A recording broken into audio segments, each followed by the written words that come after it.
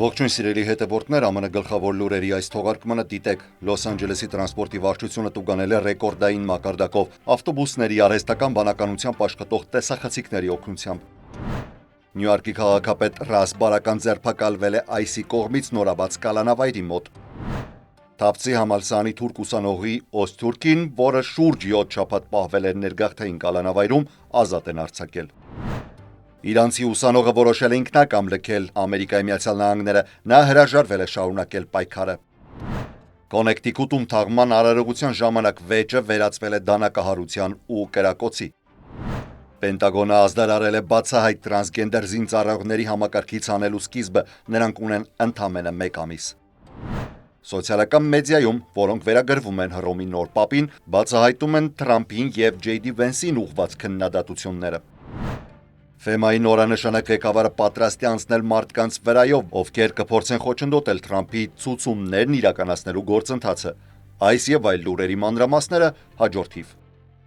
Լոս Անջելեսի տրանսպորտի վարչությունը հայտնել է, որ քաղաքում ավտոբուսների գոտիներում ապօրինի կայանած մեքենաները հիմա տուգանվում են ռեկորդային մակարդակով, շնորհիվ LA մետրոյի նոր արհեստական բանականությամբ աշխատող տեսախցիկային ծրագրի։ Փետրվարից LA մետրոն սկսել է օգտագործել Hayden AI-ի կողմից մշակված տեսախցիկներ, որոնք տեղադրված են ավտոբուսների վրա եւ սկանավորում են փողոցը հայտնաբերելով գոտիները փակող մեքենաները։ Առաջին խախտման դեպքում տուգանքը $293 է, կրկնակի դեպքում մինչև $406 գումարած ուշացման հնարավոր հավելավճարները։ Ըստ Լադոտի, միայն առաջին 2 ամսում համակարգը գրանցել է մոտ 10,000 տուգանք, ինչը 77%-ով ավելին է, քան մինչև ծրագիրը, երբ տուգանքները սահմանվում էին միայն աշխատակիցների կողմից։ Ծրագիրը կիրառվում է հետևյալ ավտոբուսային գծերի վրա՝ 212 La Brea Avenue, Hawthorne-ից Hollywood, 720 Wilshire Boulevard, Downtown LA-ից Santa Monica, 910-950 J-Line Rapid Transit և 70 համար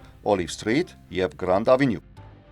Նյույորքի քաղաքապետ Ռաս Բարական ձերբակալվել է Նյու Ջերսիի նորաբաց ներգաղթյալների կալանավորման կենտրոնի դեմ բողոքի ցույցի ժամանակ։ Բարական և մի խումբ կոնգրեսականներ փորձել են մուտք գործել Դելանեյ Հոլ կենտրոն, վերահսկողական այցի շրջանակում, սակայն մերժվել են։ Դաշնային անվտանգության աշխատակիցները հայտարարում են, որ քաղաքապետը խախտել է տարածքի սահմանները։ Կոնգրեսականներ Լամոնիկա Մաքիվերը, Ռոբերտ Մենենդեսը և Բոնի Ուոթսոն Քուոլմենը, որոնք ուղեկցում էին քաղաքապետին, պնդում են, որ ոչ մի ներխուժում տեղի չի ունեցել և իրենք գործել են իրենց օրինական վերահսկողական լիազորությունների շրջանակում։ Դելանի Հոլ կենտրոնը շահագործվում է մասնավոր GEO Group ընկերության կողմից։ Այն այս տարվա փետրվարին ստորագրել է $1 միլիարդ արժողությամբ պայմանագիր ICE-ի հետ։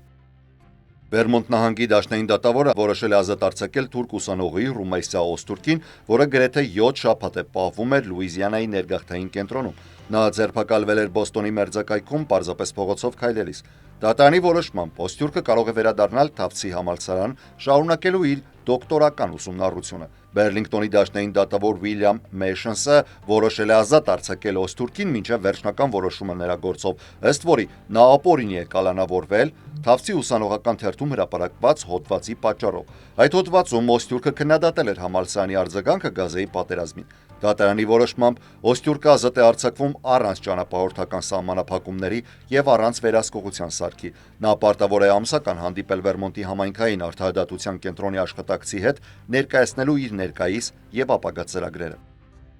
Իրանցի մեխանիկ ինժեներ մասնագիտությամբ ուսանող Ալի Ռեզա Դորուդին, որը սովորում էր Ալաբամայի համալսարանում, որոշել է ինքնակամ լքել Միացյալ Նահանգները, երբ արդեն 6 շաբաթ է պահվում էր Լուիզիանայի ներգաղթի կալանավայրում։ Դորուդին ձերբակալվել էր մարտի նախագահ Դոնալդ Թրամփի վարչակազմի ներգաղթի խստացման քաղաքականության շրջանակում։ Չնայած նրան ներկայացված մեղադրանքներից մեկը հետո հանվել է, նա ստիպված է եղել հեռանալ։ Պետդեպարտամենտը նախկինում հայտարարել էր, որ Դորուդին ենթադրաբար ազգային անվտանգության լուրջ սպառնալիք է ներկայացնում, սակայն նրա փաստաբանը Դեյվիդ Ռոզասը նշել է, որ նման մեղադրանքների ապացույցները չեն ներկայացվել։ Դորուդիի ուսանողական վիզան հետ էր կանչվել դեռևս 2023 թվականի հունիսին, առանց բացատրության։ Նրան շարունակաբար մերժվել է USCIS-ից։ Կոնեկտիկուտ նահանգում թաղման արարողության ժամանակ ընտանիքի անդամների միջև ծագած վեճը վերածվել է խառնաշփոթի, որի ընթացքում տղամարդու են դանակահարել եւ մի կին էլ ստացել է հրազենային թեթև վնասվածք։ Ոստիկանության տվյալներով կրակոցներ են հնչել ինչպես Հարֆորդ քաղաքի հյուսիսում գտնվող եկեղեցու ներսում, այնպես էլ դրսում։ Մոտ 150 սգավոր խուճապահար փախել են եկեղեցուց։ Ոստիկանությունը 2 հրազեն է հայտնաբերել դեպքի վայրում, սակայն պարզ չէ, արդյոք դրանք օգտագործվել են։ Երկու վիրավորները դանակահարված տղամարդը եւ հրազենային վնասվածք ստացած կինը տեղափոխվել են հիվանդանոց ոչ մահացու վնասվածքներով։ Պենտագոնը հայտարարել է, որ սկսում է մինչև 1000 բացահայտ տրանսգենդեր զինծառայողների դուրսբերման գործընթացը բանակից, համաձայն նոր հրահանգի, որը հրապարակվել է 3։ Մյուս զինծառայողներին տրվում է 30 օր իրենց ինքնությունը հայտարարելու համար։ Պաշտպանության նախարար Պետ Հեքսեդը հրահանգը հրապարակելուց հետո գրառում է կատարել X հարթակում No More Trans մեկնաբանությամբ։ Պաշտոնյաները նշել են, որ դժվար է ճշգրիտ գնահատել բանակում տրանսգենդերների թիվը, բայց բժշկական փաստաթղթերը ցույց կտան, թե ովքեր ունեին գենդերային դիսֆորիայի ախտորոշում, բուժում կամ նշաններ։ Այդ զինծառայողները ստիպված կլինեն լքել ծառայությունը։ Նոր կանոնների համաձայն գենդերային դիսֆորիա ունեցող ոչ ոք չի կարող նորից զորակոչվել։ 2024 թվականի դեկտեմբերի 9-ի դրությամբ նման ախտորոշում ունեցող զինծառայողների թիվը եղել է 4240։ Ակտիվ զինծառայողների ինքնությունը հայտարարելու վերջնաժամկետը հունիսի 6-ն է, ազգային գվարդիայի եւ պահեստազորի համար հուլիսի 7-ը։ 2015-ից 24 թվականներին բանակում տրանսգենդերների հոգեբանական ու բժշկական ծառայությունների ծախսերը կազմել են մոտավորապես $52 միլիոն։ Այս ամենի կողքին Պենտագոնը բոլոր զինվորական հրամանատարներին ու ստորաբաժանումներին հրամայել է մինչև մայիսի 21-ը վերանայել եւ հեռացնել գրադարաններից այն բոլոր գրքերը, որոնք առնչվում են բազմազանության, ռասիզմի կամ գենդերային թեմաներին։ Սոցիալական ցանցում մի հաշիվ, որը վերագրվում է Հռոմի նոր պապին, տարիներ շարունակ քննադատել է Թրամփի վարչակազմին, հատկապես փոխնախագահ Ջեյ Դի Վենսին։ Այս գրառումները կատարված Ռոբերտ Պրևոստի անունով էջից ներառում են սուր քննադատություն Վենսի կողմից հավատքի մեկնաբանման եւ Թրամփի վարչակազմի խիստ ներգաղթային քաղաքականության հասցեին, որոնց Վենսը սատարել է։ Ապրիլի կեսերին այդ հաշիվը վերաթվիթել է մի գրառում, որը դատապարտում էր Թրամփի, Սալվադորի նախագահ Նայիբ Բուկելեի հետ Սպիտակ տանը հանդիպումը եւ ընդգծել է կաթոլիկ օգնական եպիսկոպոս Էվելիո Մենխիվարի հրապարակած հոդվածը վերաբերող դեպի Սալվադոր արտաքսված ներգաղթյալների տառապանքին։ Փետրվարին այդ հաշիվը տարածել է National Catholic Reporter-ի մի հոդված վերնագրված Ջեյ Դի Վենսը սխալվում է, Հիսուսը մեզ չի ասում սիրել ըստ հերթականության։ Նախորդ տարիներին այդ հաշիվը բազմիցս արտահայտել է իր ընդդիմությունը մահապատժի եւ Թրամփի հռետորաբանության հանդեպ, աջակցել զենքի վերահսկման եւ ավելի ընդունելի ներգաղթային համակարգի գաղափարին։ Չնայած 2024 թվականին Պրևոստի X հաշիվը գրեթե անգործուն էր, սակայն 2011-ից ի վեր նա արել է հարյուրավոր գրառումներ։ Միացյալ Նահանգների բնական աղետներին արձագանքող դաշնային գործակալության FEMA-ի նորանշանակ ղեկավարը գործակալության ողջ անձնակազմի հետ հանդիպման ընթացքում նախազգուշացրել է, որ չպետք է խանգարեն սպասվող բարեփոխումներին, կոշտ ընդգծելով. «Եթե փորձեք կանգնել իմ ճանապարհին, պարզապես կանցնեմ վրայով»։ Նա նաև ակնարկել է քաղաքականության փոփոխությունների մասին, որոնք ավելի մեծ պատասխանատվություն կդնեն նահանգների վրա։ Դեյվիդ Ռիչարդսոնը, մարզական զորքերի նախկին սպան, որը ծառայել է Աֆղանստանում, Իրաքում եւ Աֆրիկայում, նշանակվել է FEMA-ի ժամանակավոր ղեկավար ընդամենը 3 այն բանից հետո, երբ ժամանակավոր պաշտոնակատար Քեմերոն Հեմիլթոնը հեռացվել է պաշտոնից։ Չնայած նրան, որ նա չունի բնական աղետների կառավարման փորձ, նա վստահեցրել է, որ գործակալությունը շարունակելու է կատարել իր առաքելությունը եւ ինքն էլ լինելու է նախագահ Դոնալդ Թրամփի ցուցումներն իրականացնող անձը։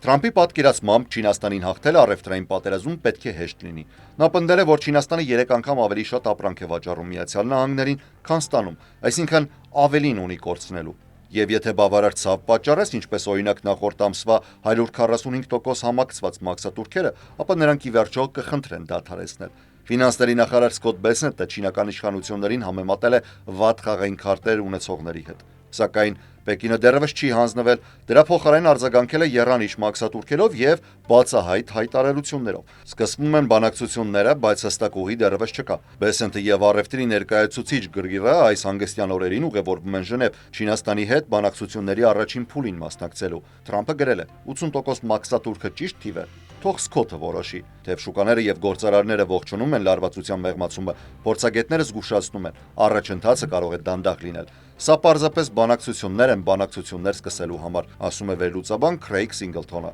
2020-ին Թրամփը եւ Չինաստանը համաձայնության հասան փուլ 1 գործարքով, բայց հիմնական հարցերը չլուծվեցին, ներառյալ չինական սուբսիդիաները սեփական տեխնոլոգիական ընկերություններին։ Վերադառնալով Սպիտակ տուն, Թրամփը բախվել է մի Չինաստանի, որն արդեն կրճատել է կախվածությունը ամերիկյան շուկայից, ԱՄՆ-ի կշիռ իջեցնելով մինչև 15%-ի, բայց նույն ժամանակ Միացյալ Նահանգներն էլ շարունակում է խիստ կախված մնալ չինական մատակարարումներից։ Օրինակ, ամերիկյան արդյունաբերությունը 2023-ին Չինաստանից ներմուծել է արտադրական մուտքային ապրանքների 47%-ը։ Երկուստե կախվածության պայմաններում ոչ ոք չի կարող հաղթող լինել։ Ինչպես մեկնաբանել է ԵՄ առևտրի պալատի նախագահ Յենսես Կուլենը, տարեք նրանց մի սենյակ, փակեք ու հույս ունեցեք, որ սպիտակ ծուխ կբարձրանա։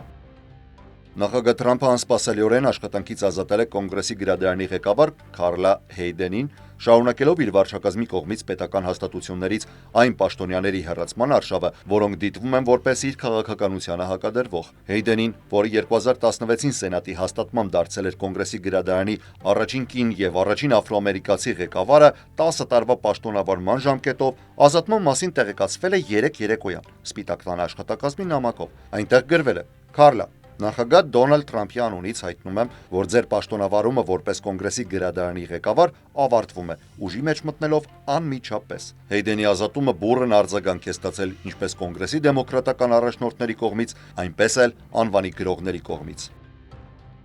Այսօրվա լուրերից առանձնացրել էինք այսքանը։ Ես Հարություն Մինասյանն եմ։ Շնորհակալ եմ ուշադրության համար։ Առողջ եղեք։